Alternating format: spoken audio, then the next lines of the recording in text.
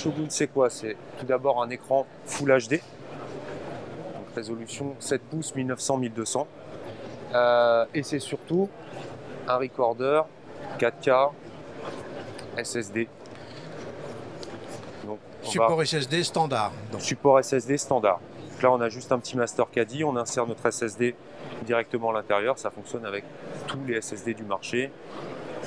Après, il y a une liste de SSD recommandés qui sont utilisés dans le milieu professionnel, les SanDisk, les Samsung, mais ça fonctionne avec tous les disques. On va pouvoir enregistrer jusqu'à 1 Tera aujourd'hui. Et on a un adaptateur qui sort courant décembre pour pouvoir mettre 2 disques.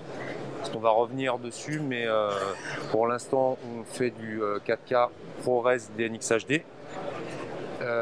On a une upgrade 3e semaine de décembre qui arrive sur la machine pour pouvoir gérer le 4K RAW. Donc avec un deuxième disque. Avec un deuxième disque. Qui se glissera dans le boîtier également? Oui, tout à fait. Ce sera l'un derrière l'autre. Donc on va revenir effectivement sur les formats d'enregistrement aujourd'hui. Donc aujourd'hui, il est capable d'enregistrer en HD bien sûr, en 4K ProRes 422 8 bits ou 10 bits ou DNX HD en fonction des machines. Donc là, ça va être aujourd'hui le compagnon idéal pour le GH4 Panasonic, pour l'Alpha 7S de Sony, tout dernier sorti, où là on va faire du 4K 422 8 bits.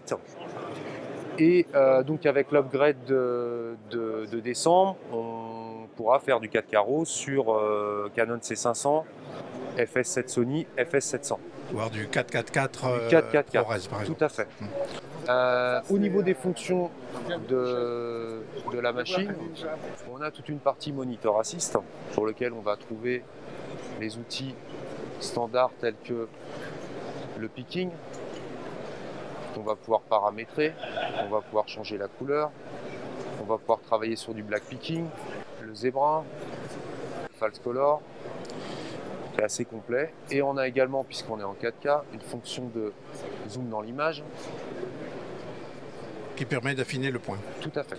Également disponible, je ne pourrais pas vous le montrer, c'est pas fonctionnel sur le Proto 1 qui est ici, waveform, vectorscope, histogramme, qu'on va pouvoir afficher où on veut dans l'écran ou en plein écran. Et pour finir, donc une gestion aussi audio étendue, puisque le moniteur est fourni avec un câble en épanoui 4 XLR, donc qui permet de gérer 6 canaux stéréo avec les embeds vidéo, directement sur une petite mixette, de gérer le 48 volts, de gérer l'audio délai.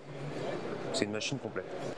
Donc c'est une machine qui s'alimente directement sur des batteries type NPF Sony. Donc vous avez, comme tous les enregistreurs Atomos, 2 batteries qui fonctionnent en parallèle. On peut voir ici, ce qui fait qu'on peut passer de l'une à l'autre et recorder en continu. Voilà, c'est une machine complète. On a hâte de la recevoir, de les recevoir. Merci beaucoup.